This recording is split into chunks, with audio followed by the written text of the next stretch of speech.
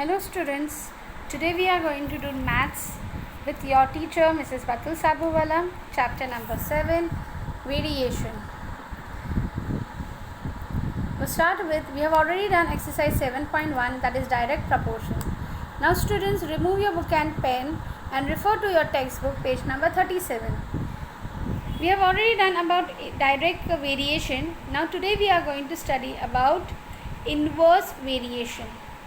Now according to this, the statement x is inversely proportional to y.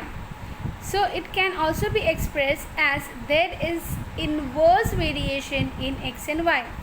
इसका मतलब ये है कि you can also write it down that x and y are in inverse proportion. जैसे x into y is equal to constant, जो भी मिलता है वो constant होता है. Now students, जो direct proportion में जो हमने किया था, it was that x is equal to, it was x is equal to ky, okay, is equal to k y. वैसे ही दिया था, ये था डायरेक्ट प्रपोर्शन के लिए. लेकिन for indirect proportion it is x into y is a constant. मतलब x और y को जब आप मिलाएंगे तो आपको एक कांस्टेंट मिलेगा. Okay, so if x varies inversely as y, तो यहाँ पे उसका फॉर्मूला हो जाएगा x into y is a constant. और डायरेक्ट प्रपोर्शन अगर हम देखें तो उसमें है it is x is equal to k y. तो यहाँ पे x upon y is equal to k वैसे आता था, लेकिन यहाँ पे you have to refer as this, that is x into y is a constant. Students, ये क्वेश्चंस भी आपको आ सकते हैं आपकी एग्ज़ाम्स में, या आपसे पूछा भी जा सकता है.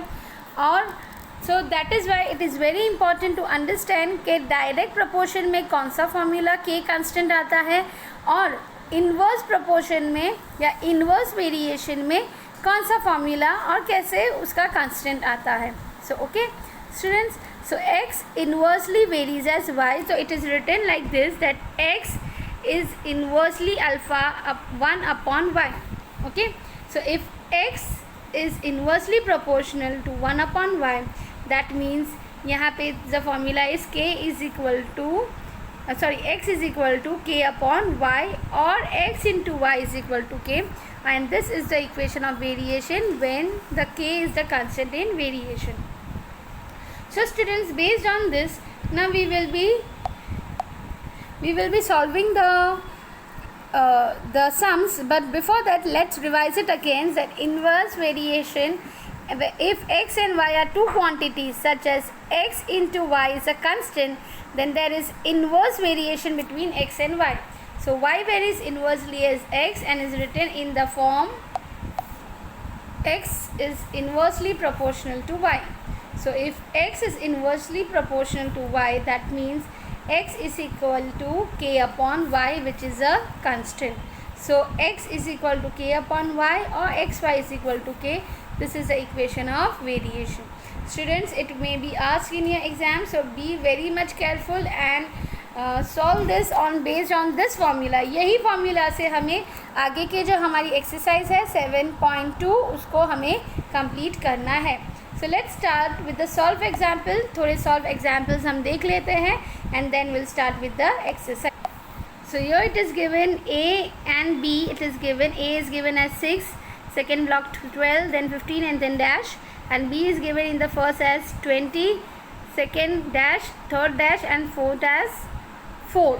So as per our formula says x a into b, तो a into b क्या आना चाहिए, 120 आना चाहिए. यहाँ पे भी 120 आना चाहिए. यहाँ पे क्या आना चाहिए, a into b, वो भी वहाँ पे 120 आना चाहिए, और यहाँ पे भी 120 ही आना चाहिए. So when a into b we are getting, हर जगह पे यहाँ पे 120 ही आना चाहिए. Now if you have one value, okay, दो यहाँ पे ये आपको b की वैल्यू है, तो with the help of 120 you will be able to solve. Now with the help of this, when a value is given, you will be able to solve. So let's begin with our solve example. A is inversely proportional to b, that means a into b is k.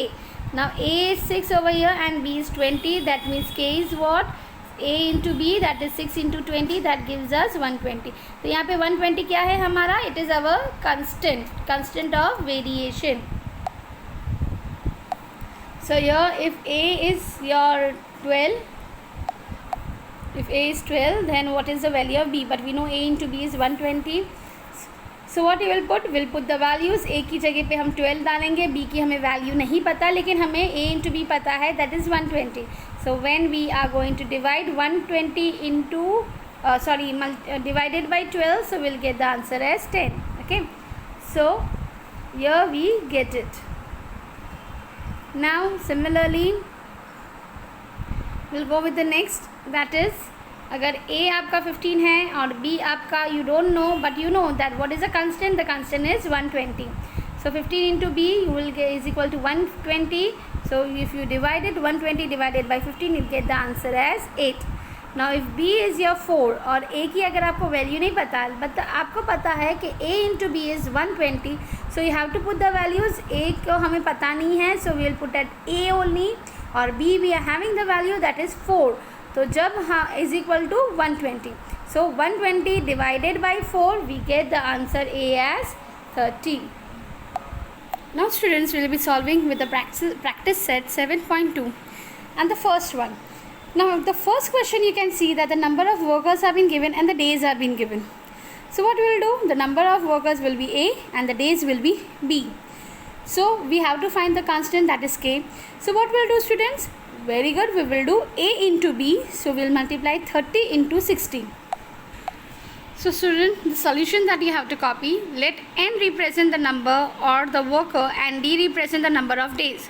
So when we decide whether the variation is direct or inverse, for direct variation it is N upon D should be the constant. But here what it is, N upon D is equal to 30 upon 6, that is 5.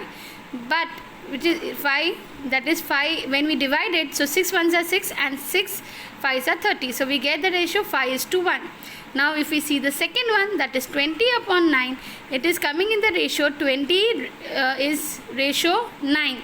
So N upon D is not constant, because if it is a direct proportion, both the ratios should come the same. So here we can assume that the given variation is not a direct variation. So for this what we will do, we will take now inverse variation. Students पहले आपको ये check करना है कि आप यहाँ पे कौन सा वाला वेरिएशन यूज़ करेंगे. जैसे अगर आपको कोई टेबल दिया जाता है, if a table is given to you, then you have to check कि यहाँ पे डायरेक्ट वेरिएशन है कि इनडायरेक्ट वेरिएशन है. तो इसके लिए जो स्टार्टिंग के जो 2 ब्लॉक सम्स है वो आपको सॉल्व करके पहले वेरिएशन देखना पड़ेगा कि क्या दोनों में सेम आंसर आ रहा है, क्या दोनों का आंसर कांस्टेंट है. If direct से वो constant नहीं है, then it is an indirect variation. So when we are using indirect variation, n multiplied with d should be the constant. So let's take यहाँ पे हम n into d लेंगे, that is 30 multiplied with 6 will get 180. And similarly अगर हम 20 multiplied with 9 लेते हैं तो हमें मिलेगा 180. तो यहाँ पे दोनों ही constant हमारे same हैं. So that is why here the next question which is there, that we will. So the question, ये वाले पहले चेक करेंगे और फिर ये वाला, दोनों का पहले हम constant चेक करेंगे कौन सा यहाँ पे हमें मिल रहा है. we are able to get through direct और indirect variation. पहले इसके लिए हम ये दोनों चेक करेंगे. If we are getting it direct तो बाकी के सम्स हम डायरेक्ट से वेरिएशन से सॉल्व करेंगे. लेकिन अगर यहाँ पे हमें इन्वर्स वेरिएशन मिल रहा है और हमारा कांस्टेंट सेम आ रहा है, देन बाकी के जो सम्स है वो भी हम इन्वर्स वेरिएशन से ही यूज़ करेंगे. So here now what is given, the days are given to us और हमारे पास ऑलरेडी कांस्टेंट है 180. So we will solve it like this way. Okay, so we will take over here, यहाँ पे we are having d as 12. Okay, तो जब हम n use करेंगे जो हमारा ये है नंबर ऑफ डेज, तो कंस्टेंट अपॉन आवर डेज, तो हमें कितना मिलेगा, it is 15. So 15 is our answer over year. Similarly students अगर हमारा n है 10, okay, if our n is 10, हमारा n 10 है तो we will use our constant that is k 180. So 10 into D that is 180. So d is what 180 upon 10. तो d answer मिला हमें days, वो number of days that is 18. Now we will put next one, ये जो हमारा next question है वहाँ पे हमें नंबर ऑफ डेज दिया गया है, that is 36. So will put n into 36 is equal to 180. So will get n is equal to 180 upon 36. तो हमारी n की वैल्यू क्या आई? 5. So with this we are going to complete with our table and then we are going to, वैसे ही तरीके से हम यहाँ पे उसको नंबर्स लिखेंगे, we are going to put, और फिर उसको अंडरलाइन करेंगे हमारे नंबर्स को. स्टूडेंट्स फिर से आपको टेबल बनाना है और टेबल बना के ही then you have to again make, फिर से एक टेबल बनाना है जहाँ पे आप अपने फाइनल आंसर्स लिखेंगे और जो आंसर्स आपको मिले हैं you are going to underline. Student जैसे सोल्यूशन आपको बताया गया है स्क्रीन के ऊपर वैसे ही आपको वही फॉर्मेट से उसको सॉल्व करना है बाय पुटिंग एवरीथिंग. जैसे सब्स्टिट्यूशन लिखना है, जैसे आपको स्टेप बाय स्टेप सोल्यूशन में बताया है, जो आपको मैं स्क्रीन पे बता रही हूँ हाउ टू सॉल्व, वैसे ही आपको कंप्लीट करना है. And you have to complete your book and you have to maintain your book. आपको कभी भी चेकिंग के लिए बुलाया जा सकता है. So with this student the first part of the exercise we have done. बाकी के जो 5 क्वेश्चंस हैं that will do it later. Thank you students.